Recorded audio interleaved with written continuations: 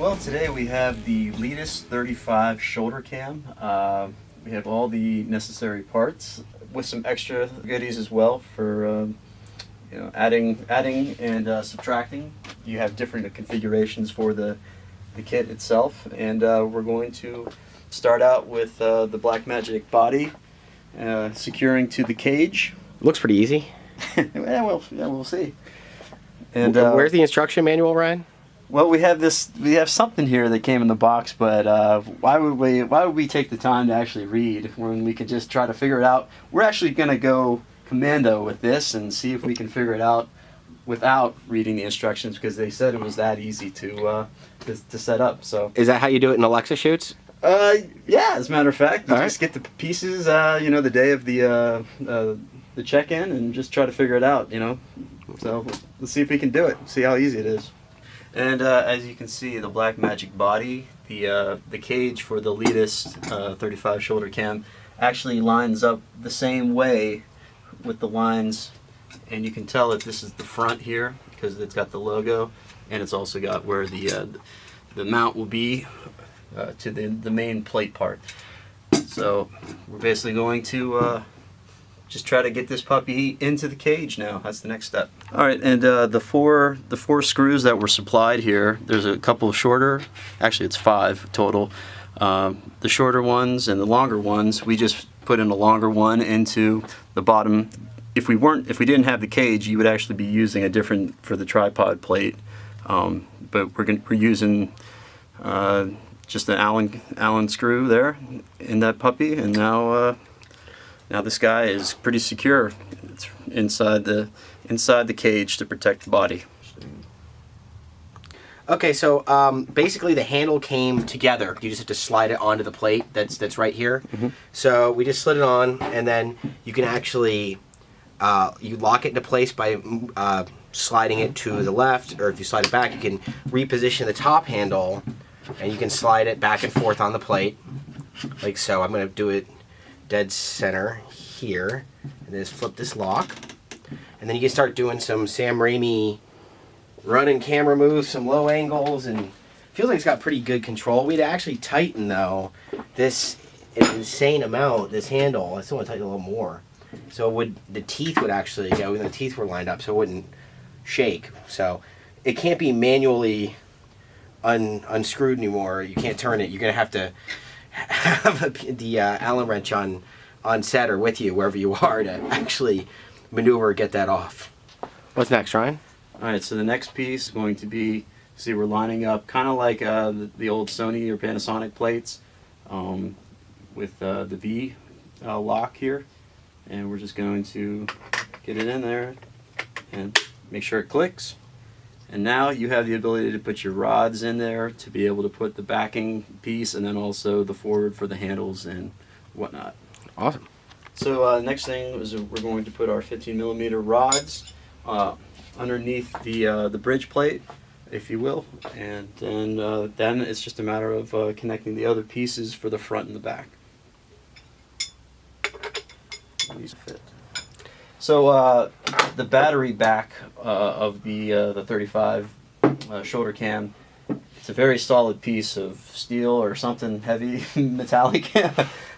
Anyways, it came with the Letus backing, which would only be for putting like P-tap or D-taps on here, but because this is specific to the Anton Bauer power for the Blackmagic, it has this piece that will, or the cable that will be connecting to the camera that will power it up on the bottom here.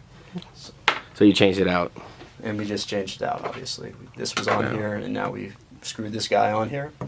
And we can now power the battery from internally and also externally with, either China batteries or Anton Bauer batteries. So now we're going to take that battery backing part, we're going to put it onto the rods, we're going to tighten it, and now we haven't added a lens yet, but once we put a lens on, we're going to want to put the follow focus on before we put the handheld rods on, the handles.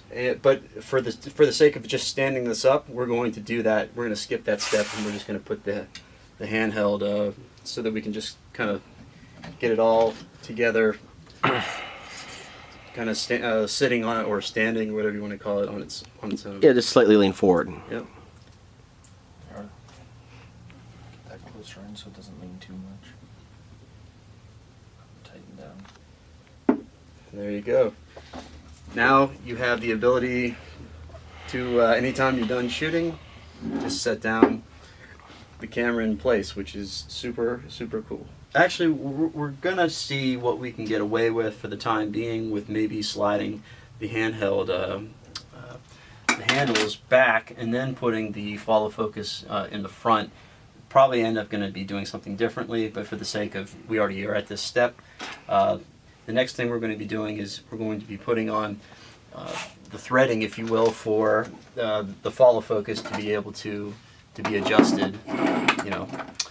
And that's a matter of making sure that you're on the focus wheel and tightening. So we just secured the focus ring now, and next thing is going to be adding the follow focus. And see, we're just going to have to line up the threading of the gears to each other, and that's going to be a matter of see here, there's like a jaws of life, if you will, that we're going to go snug it into the bottom, and then it's going to be a matter of just finding that proper position where they all are tight and together. So the next thing would be being able to put the matte box bridge or rod or connecting to the rods so that we can secure the matte box, and that's just a matter of getting these guys on here, and these are going to be where we actually put the matte box lining up with these holes here. Alright, so troubleshooting a little bit with the shoulder cam. We realized that you have to have the handles at the front ultimately, and we were assuming, just like on other builds, that you would want to have the handles back so that you had access to be able to move the matte box off and on to be able to change lenses.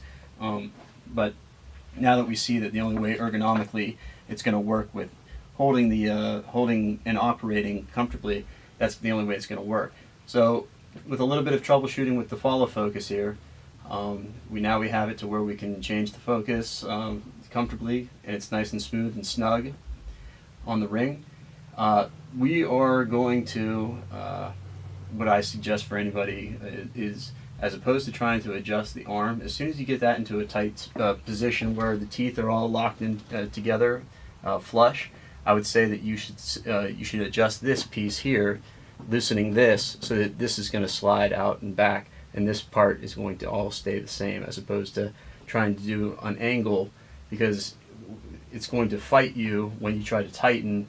It's going to push back out, but you've probably, if you've ever worked with a follow focus before, that can happen. So this is going to be the piece where you're going to actually make your adjustments for changing lenses. You're just going to swing this piece, you're going to loosen this and swing this out. I would do it, but I'm holding the camera right now from the bottom. So this rig is fully built now. It's been a few days since Ryan constructed this. I made some adjustments to it, ended up moving the body further back.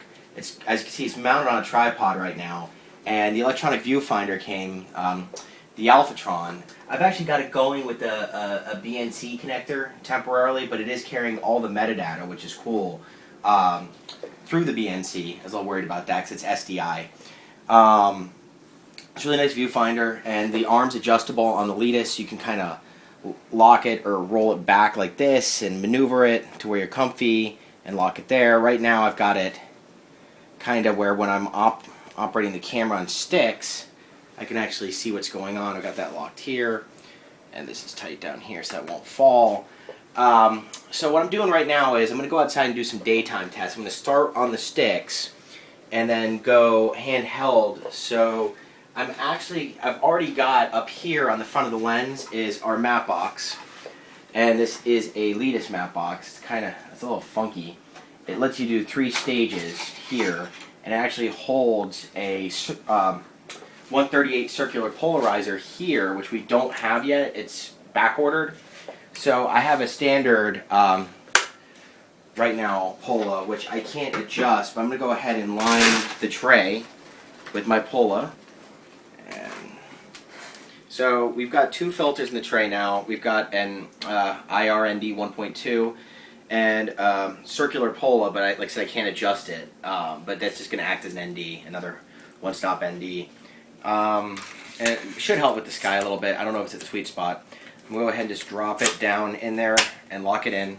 And the way this and I am not a fan of this matte box, I'll tell you that right now. I don't like the way the filters are against each other in there either. But the way this matte box works is you slide it back into what we think position is, and then with our fingers you wrap this elastic around the lens, but make sure it doesn't affect the follow focus, which that doesn't seem to. It seems tight. And then you just take this and you lock the sides back up. There we go. Okay, it's not going anywhere. Okay, so now we're graded. We may be a little bit too graded for outdoors, but we'll see what F we can shoot at. Just go ahead and open up. There we go. And that'll just help with a little bit of anti-glare. And she's locked.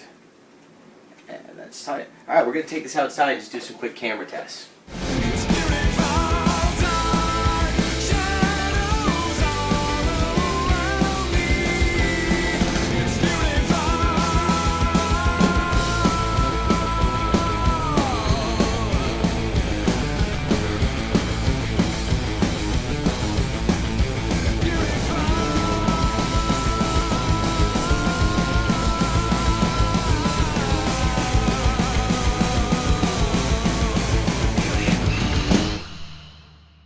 This rig is actually very fast, especially converting from sticks to shoulder mount shooting. It's weighted pretty well, so we just left the handles on. We're on the sticks, and I'll show you how quick it is to make this into a handheld rig. All you do is just turn it on the side where it rests comfortably, and down here there's just the tripod plate. All you do is unscrew her. Once the tripod plate is out, all you do is take the shoulder pad and Velcro her on. There we go. This here, put it where you think it'll be comfortable. I like it right up against the back there, so I can get the full range of my shoulder, dead center. Turn it over. You got a handheld rig. I'm just going to go ahead and retighten the matte box, because in order to take this off the sticks, you've got to slide the matte box all the way forward. So I've got it loosened right now. So to show you how easy this is, you just go ahead and slide it back to where you think the matte box will be comfy, and like I said, it's accordion style. Reach on in there, put it over, make sure it's not tied up with your follow focus, which it's not. And now we got a polarizing 1.2 grade filter on the front, and we're a handheld rig. And now all I've got to do is just adjust it to where my viewfinder is comfortable, where it's on my shoulder. And I bet you this is already with just guessing. And yep, this is comfy. I got a handheld rig.